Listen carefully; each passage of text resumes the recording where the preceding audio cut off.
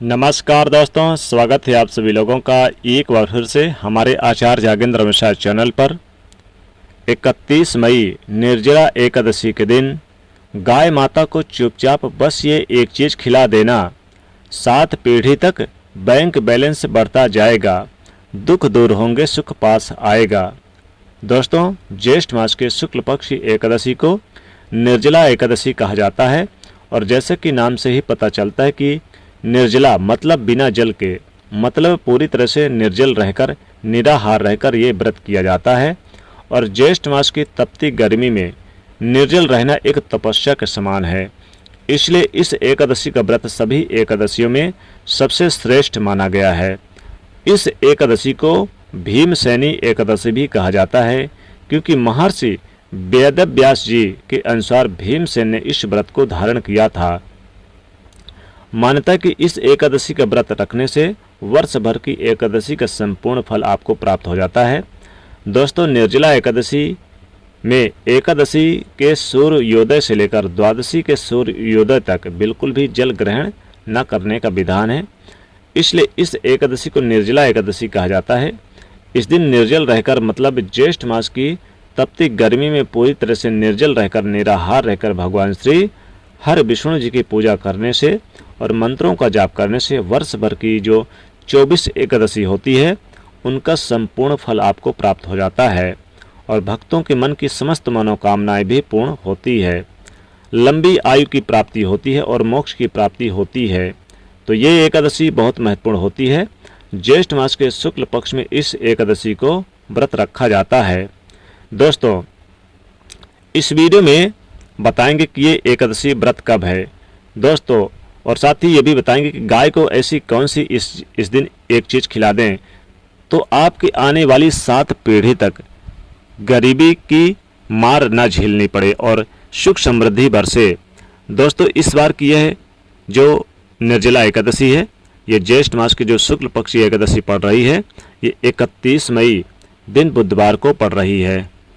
दोस्तों, एक समय की बात है जब 5 पांडव बैठे हुए थे और माता कुंती भी उनके साथ थी, द्रौपदी भी उनके साथ थी। सभी भीम से कहने लगे कि तुमको भी एकादशी का व्रत करना चाहिए, क्योंकि हम सभी को प्रत्येक माह के दोनों पक्षों की एकादशी का व्रत करते हैं, लेकिन तुम कोई भी एकादशी का व्रत नहीं करते हो।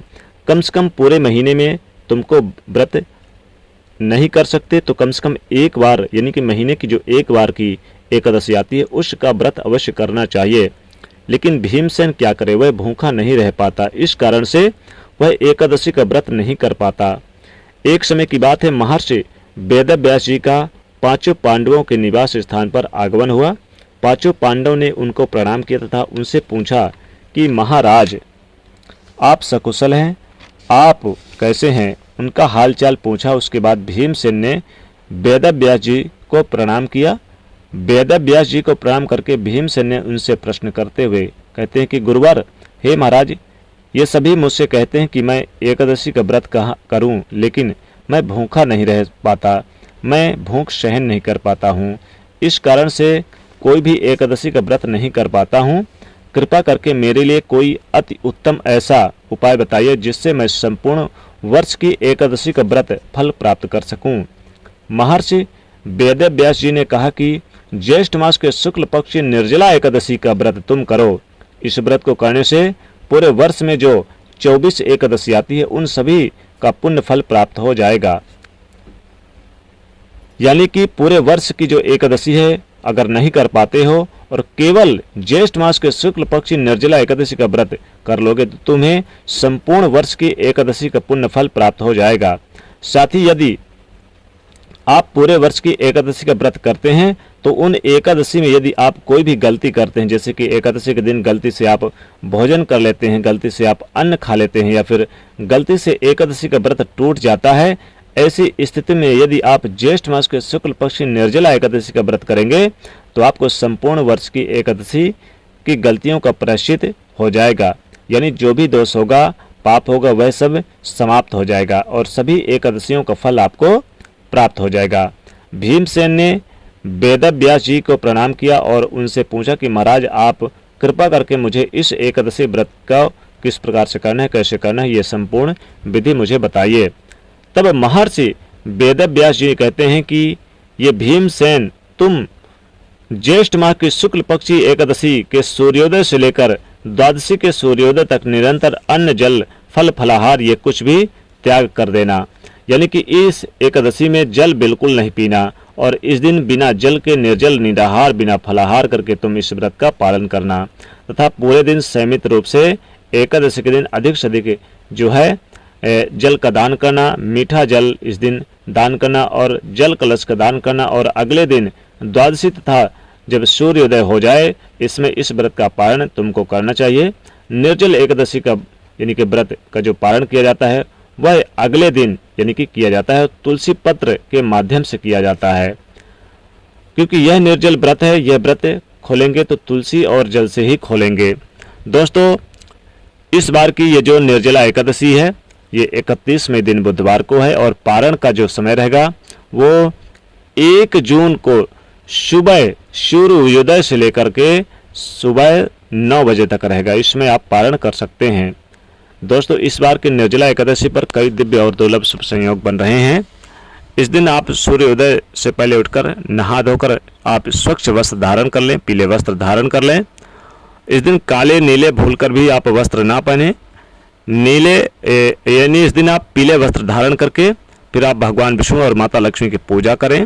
भगवान विष्णु जी के ओम नमो भगवते वासुदेवाय मंत्र का जाप करें। उन्हें आप इस दिन पीले पुष्प, पीले फल, पीले वस्त्र अर्पित करें और विधि विधान से उनकी पूजा करें। यथा योग संभव फिर दान करें।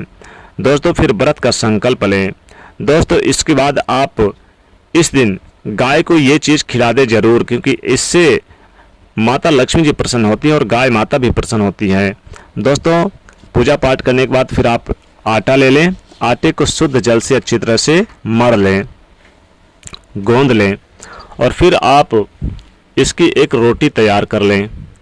रोटी तैयार करने के बाद फिर आप इसे भगवान विष्णु और माता लक्ष्मी के पास वहीं पर रख दें एक पात्र में।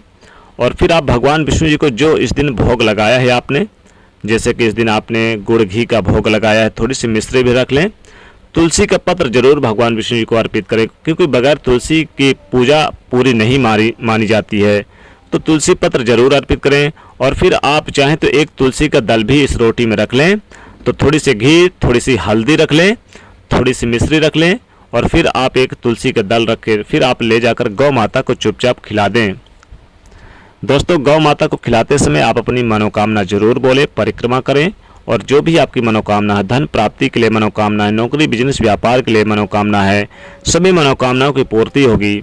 अगर आपका धन व्यापार नहीं चल रहा, जैसे आपका ठप पड़ गया है, तरक्की जैसे आपसे रूठ गई है, कामयाबी कोसों दूर चली गई है, लाभ नहीं मिल पा रहा, व्यापार नहीं चल रहा है, नौकरी में प्रमोशन नहीं हो रहा है, अपनों से दूरी बना लिए हैं, शत्रुता बढ़ गई है, साथ ही साथ बता दें कि समाज में आपका मान सम्मान नहीं मिलता जिसके आप हकदार हैं, तो इस निर्जला एकादशी के दिन गाय को आप एक मुट्ठी घास ले लें, उसमें रोटी रखकर थोड़ी सी आप यानी कि हरी इलायची रख लें और 2 लौंग रख लें और थोड़ी सी मिश्री और हल्दी और घी रखकर ले जाकर गौ माता को खिला दें। ऐसा करने से आपके जीवन की समस्त मनोकामनाओं की पूर्ति होगी और जीवन में धन मान सम्मान सब कुछ प्राप्त होगा।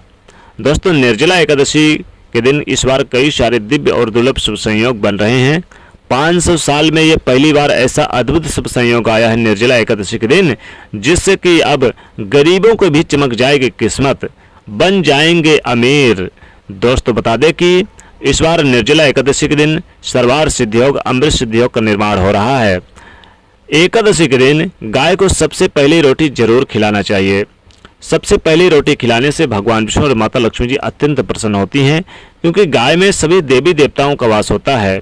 दोस्तों, हिंदू पुराणों की माने तो गाय को गौ माता कहा गया है। गाय बहुत ही पवित्र मानी गई है।